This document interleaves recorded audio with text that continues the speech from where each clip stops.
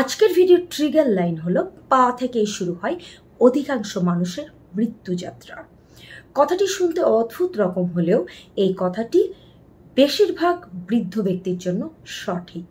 কারণ আপনি যদি বৃদ্ধ হয়ে থাকেন তাহলে দেখবেন যে আপনার শরীরের যে বৃদ্ধ বয়সের যে শারীরিক সমস্যা বা আপনি বৃদ্ধ হয়েছেন এর যে সিমটমস, এগুলো সাধারণত শুরুই হয় পায়ের নানান উপসর্গ দিয়ে। তার মধ্যে পেশির ক্র্যাম্পিং বা হাঁটতে গেলে পায়ে টান লাগা, পায়ের পেশিতে ব্যথা, পায়ের দুর্বলতা, সিঁড়ি ভাঙতে না পারা, বেশি সময় ধরে হাঁটতে না পারা ইত্যাদি সমস্যাগুলোই গুরুতর হয়ে থাকে। অর্থাৎ পা থেকে অধিকাংশ এই মৃত্যু যাত্রার সূচনা। তো আজকে 3টি গুরুত্বপূর্ণ রান্নাঘরের খাবারের কথা বলবো, যে খাবার আপনার রান্নাঘরে অ্যাভেলেবেল। এই 3টি খাবার কিভাবে সঠিক উপায়ে খাবেন, খাওয়ার সময় কোনটি সব থেকে আদর্শ, এই সমস্ত বিষয়গুলো জানিয়ে দেব। বা কি পরিমাণে খাবেন, কোন বয়সী মানুষদের জন্য খাওয়া জরুরি, আবার খাবার 3টি অত্যন্ত গুরুত্বপূর্ণ হওয়ার পরেও কোন ধরনের বৃদ্ধ মানুষ এই খাবারগুলো খেতে পারবেন না। আমি শ্রাবণী প্রামাণিক, একজন সার্টিফাইড আয়ুর্বেদ চিকিৎসক। আজকে যে ভিডিওটি করছি, আমার মনে হয় আপনার বয়স যদি এই মুহূর্তে 60 বা তার বেশি হয়ে থাকে তাহলে ভিডিওটি একদমই স্কিপ না করে পুরো ভিডিওটি দেখুন। যাদের বয়স এই মুহূর্তে 60 পার হতে যাচ্ছে তারা ভিডিওটি কেন দেখবেন, তার কারণ তারা হয়তো বেশ কিছুদিন ধরে তাদের পায়ের দুর্বলতা ফেস করছেন। মাংসপেশিতে ব্যথা বা রগে টান লাগা, মাসল ক্র্যাম্পিং হওয়া সহ নানান ধরনের সমস্যা পায়ে দেখা দেয়। কারো কারো ক্ষেত্রে ঘুমের ভেতরে হঠাৎ করে ক্র্যাম্পিং হয়, ঘুম থেকে ওঠার পর বেশ কিছুক্ষণ পা ঠিক মতো ফেলতে পারেন না বা পায়ের সেরকম জোর বা শক্তি খুঁজে পান না। অনেকে সিঁড়ি দিয়ে ওঠানামা করতে পারেন না, পায়ের ভারসাম্য পান না। এই অবস্থায় গুরুত্বপূর্ণ যে খাবার প্রথমেই বলবো ডিম। অনেকেই আছেন যে বয়স একটু বেশি হলেই তারা আমিষ খাওয়ার পরিমাণ কমিয়ে দেন। যদিও এখন সবাই ডিম খাওয়ার ব্যাপারে বেশ সচেতন, তবুও অন্যান্য প্রাণীজ আমিষের পরিমাণ একদমই তারা কমিয়ে দেয় বিভিন্ন শারীরিক সুস্থতার কথা চিন্তা করে। যেমন কোলেস্টেরল বেশি হয়ে যাওয়া অথবা কনস্টিপেশন, হজম না হওয়া ইত্যাদি সমস্যার কারণে অনেকে প্রোটিন ছাড়তে বাধ্য হচ্ছেন। এই বৃদ্ধ বয়সে আপনার শরীরে প্রোটিনের চাহিদা আরো বেশি হয়ে পড়ে এবং বৃদ্ধ বয়সে আপনার যে পায়ের অসারতা বা দুর্বলতা বা ক্র্যাম্পিং এর একটা গুরুত্বপূর্ণ কারণ হলো ভিটামিন B12 এর ঘাটতি। এই ভিটামিন B12 এর অধিকাংশই আমরা পাই প্রোটিন থেকে, সেটা প্রাণীজ বা উদ্ভিজ অংশ হতে পারে। কিন্তু প্রাণীজ প্রোটিনের মধ্যে ভিটামিন B12 সব থেকে বেশি পরিমাণে থাকে। আর বৃদ্ধ বয়সে ভিটামিন B12 এর শোষণ আমাদের শরীরে অনেক কমে যায়।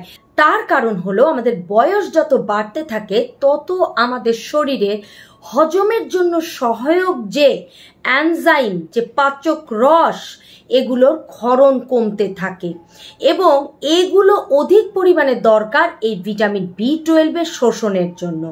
বয়স বাড়ার সঙ্গে সঙ্গে আমাদের বডির যে পিত্ত রস বা যে বাইল, এটার কিন্তু সিক্রেশন কমে যায়।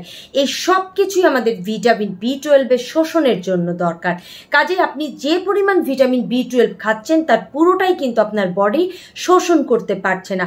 কাজে আপনার এমন খাবার খেতে হবে যে আপনার বডিতে এই ধরনের বাইলের সিক্রেশন ঠিক থাকে, আপনার হজমের সহায়ক যে পাচক রস সেটার যেন সিক্রেশনও ঠিক থাকে। সব মিলেমিশে এটা বলবো যে প্রপার পরিমাণে আপনাকে প্রোটিন গ্রহণ করতে হবে এবং এই প্রোটিনও আপনাকে সঠিকভাবে খেতে হবে। কথা হলো যে আপনি যদি কিডনি রোগে আক্রান্ত কোনো ব্যক্তি না হয়ে থাকেন তাহলে আপনার শারীরিক ওজন যত, আপনি ঠিক তত গ্রাম প্রোটিন পার ডে খাবেন। আপনার যদি ওজন হয়ে থাকে 60 কেজি তাহলে আপনাকে এই 60 গ্রাম প্রোটিনের নিশ্চয়তা দিতে হবে প্রতিদিন। সেই জন্য আপনি প্রতিদিন রান্নাঘরের মধ্যে সব থেকে সহজলভ্য ডিমের ওপরে নজর দিন। প্রতিদিন একটি ডিম কুসুম সহ খান, অবশ্যই সিদ্ধ অবস্থায়, এবং আরও একটি বা দুটি ডিম কুসুম বাদ দিয়ে শুধু সাদা অংশটা খেতে পারেন। ডিমের মধ্যে প্রচুর পরিমাণে অ্যামাইনো অ্যাসিড রয়েছে, ডিমের মধ্যে ভিটামিন B12 রয়েছে, ডিমের মধ্যে ভিটামিন ডি রয়েছে, ডিমের মধ্যে প্রচুর পরিমাণে প্রোটিন, যেমন একটি ডিমে 6 গ্রাম প্লাস প্রোটিন পাচ্ছেন, ক্যালসিয়াম রয়েছে এবং ওমেগা-3 ফ্যাটি অ্যাসিড রয়েছে কোলিন, যা আমাদের শরীরের জন্য ভীষণ গুরুত্বপূর্ণ এবং বৃদ্ধ বয়সে এটা আমাদের জন্য অত্যন্ত জরুরি।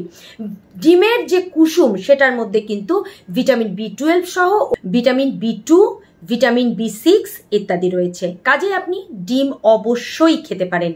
একটি সম্পূর্ণ ডিম কুসুম সহ খাওয়ার পাশাপাশি আরও একটি বা দুটি ডিমের সাদা অংশ খেতে পারেন প্রোটিনের চাহিদা পূরণ করার জন্য।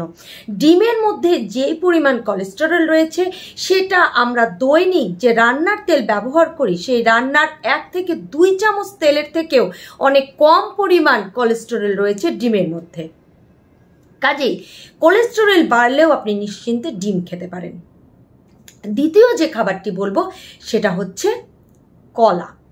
কারণ এই যে বৃদ্ধ বয়সে আপনার পায়ের দুর্বলতা, সঠিকভাবে হাঁটতে না পারা, ক্র্যাম্পিং হওয়া, পেশির দুর্বলতা, এর অধিকাংশই হয় আমাদের শরীরে ইলেকট্রোলাইটসের ইমব্যালেন্স থেকে, অর্থাৎ আপনার শরীরে সোডিয়াম পটাশিয়ামের ব্যালেন্স নেই। কলার মধ্যে রয়েছে প্রচুর পরিমাণে পটাশিয়াম। একটি মাঝারি সাইজের কলায় 400 থেকে 450 মিলি পটাশিয়াম রয়েছে। কাজেই নিশ্চিন্তে আপনার শরীরের পটাশিয়ামের ঘাটতি পূরণ করার জন্য এবং ইলেকট্রোলাইটসের ব্যালেন্স করার জন্য আপনি কলা খেতে পারেন।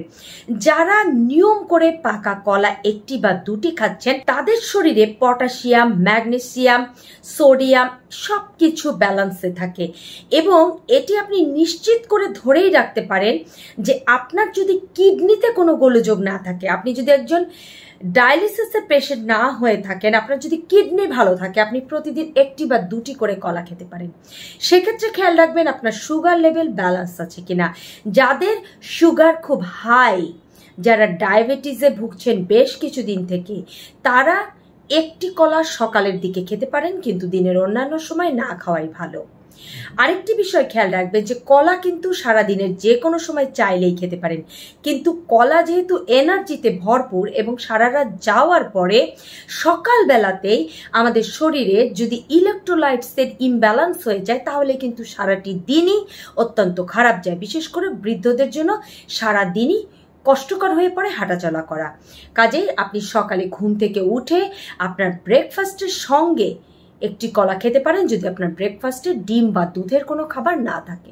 কারণ আয়ুর্বেদ বলছে ডিম এবং কলা, দুধ এবং কলা একত্রে আহার করা যাবে না, এগুলো বিরুদ্ধ ভোজন।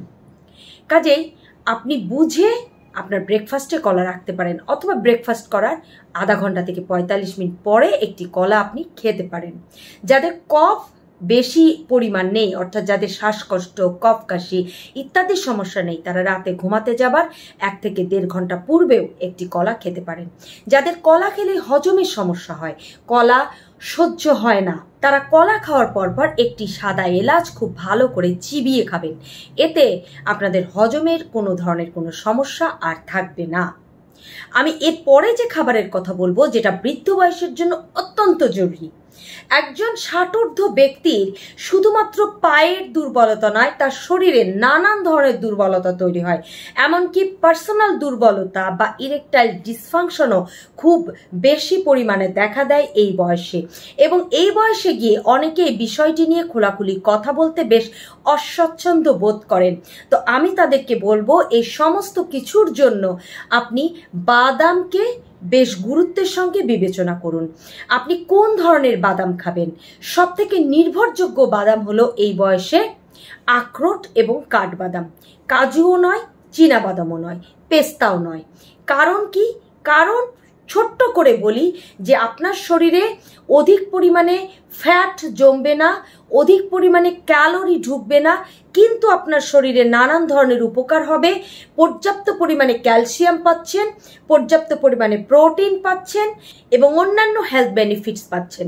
এবং আপনার ব্রেইন যাতে ঠিক মতো কাজ করতে পারে, আপনার ব্রেইন যাতে ঠিক মতো সিগন্যাল পাঠাতে পারে আপনার শরীরের বিভিন্ন অঙ্গকে, তার জন্য কিন্তু ব্রেনের ফাংশন ঠিক রাখা দরকার এবং এই কাজটি করবে আখরোট।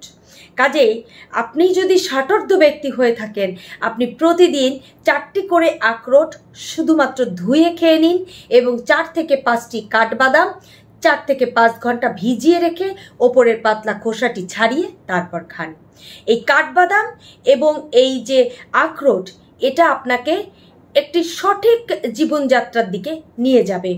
বলা হয়ে থাকে যে অনেক বৃদ্ধ ব্যক্তি আছেন যারা ঠিকমতো হাঁটতে পারেন না বা হাঁটতে গেলে হাঁপিয়ে পড়েন, সিঁড়ি দিয়ে ওঠানামা করতে কষ্ট হয়, একবার বসা থেকে উঠতে কষ্ট হয়।